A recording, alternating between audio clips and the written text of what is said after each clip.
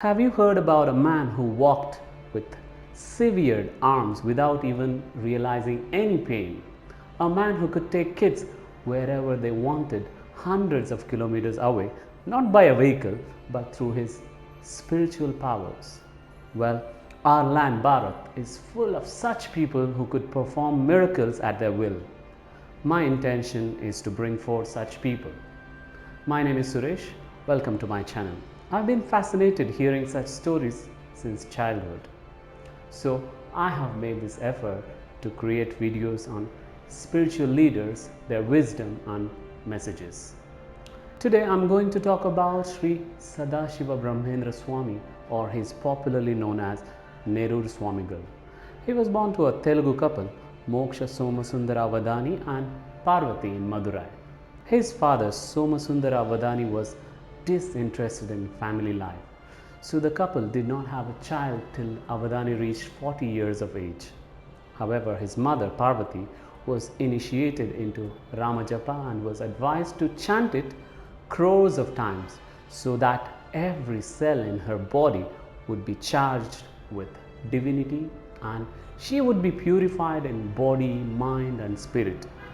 A child born of her then would be an extraordinary child and grow up to be the savior of the world. The couple then paid a visit to Rameshwaram and prayed to Lord Ramanatha Swami for a child.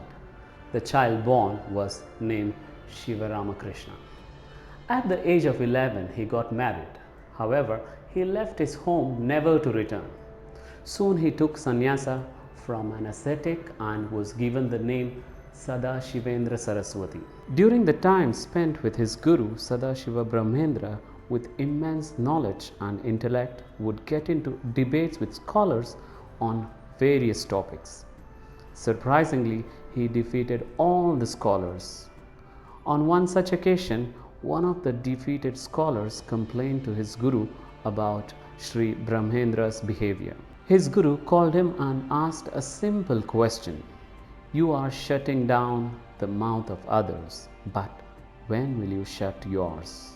This simple question brought about a great change in Sri Bramhendra, and then he went on a lifelong Mauna Vrata, a vow of silence. He isolated himself from the world, introspected and went into intense penance. He discarded all norms of accepted behaviors, wandered in the hills and alongside the river Kaveri. When someone reported to Sri Paramashivendra that his disciple had gone insane, the Guru was delighted and said, "Will I ever be so fortunate?" He had realized that his disciple had attained liberation.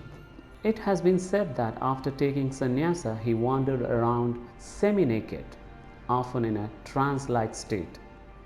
He was reclusive and meditated most of the time and was described to be in a supremely intoxicated state. He wrote several books on Advaita Vedanta. He decided to put an end to his Mauna Vrata to start singing songs on God. He has written many songs, out of which only 25 are available today. He performed many miracles, never to show off his abilities, but to prove the power of God. Once on the river bank of Kaveri in Mahadanapuram, he was asked by some children to be taken to Madurai, more than 100 miles away, for an annual Rishabhavahana festival in Meenakshi temple. The saint asked them to close their eyes, and a few seconds later they reopened their eyes and found they were in Madurai. On another occasion, while relaxing near a heap of grains, he began meditating. The farmer who owned the land mistook Sadashiva for a thief and confronted him. The farmer raised his stick to hit the saint, but became a statue. He remained in this state until the morning, when Sadashiva finished meditating and smiled at the farmer.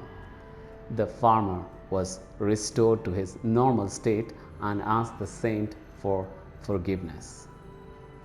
At another time, while meditating on the banks of Kaveri river, he was carried away by a sudden flood. Weeks later, when some villagers were digging near a mound of earth, their shovels struck his body. He woke up and walked away. Long after all this happened, when almost people had forgotten memories of his wandering in their lands, once the naked sannyasi was seen walking right through a Muslim harem of a Nawab.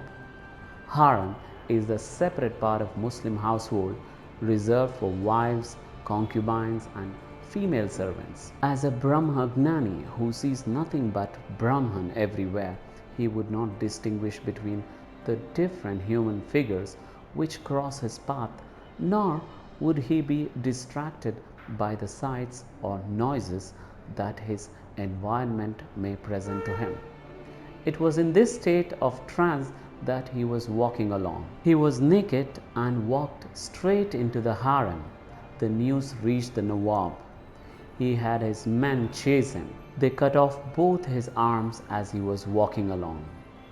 The hands fell off, and still he was walking along silently as if nothing had happened. The Nawab got shocked. He picked up the hands that had been severed, ran to the sage and offered them with great regret. The sage stopped his walking. The severed hands were restored to their place. The hands became normal and the sage walked away. There was no conversation. There was an uneducated and dumb man who was a devotee of Sadashiva Bramhendra. He served the Guru immensely. One day Sadashiva Bramhendra kept his hand on his head and prayed to Lord to give him speech and knowledge. By the grace of Sadashiva Bramhendra, that dumb man became an educated and he started to talk. He started giving speeches and he was famous as Akasha Purana Ramalinga Shastri. He has written numerous works on Advaita. Nerur Bramhendra Swami has written numerous works on Advaita. He has built many temples. He has composed a lot of songs. He has enlightened people through his works. One important message we learn from Nerur Swami is quietness or silence. It is very important to understand your inner self. He is still worshipped in Nerur, Tamil Nadu, where people have built a temple and his Jiva Samadhi can be witnessed. Thank you for watching. I'll see you with another spiritual master. Namaskaram.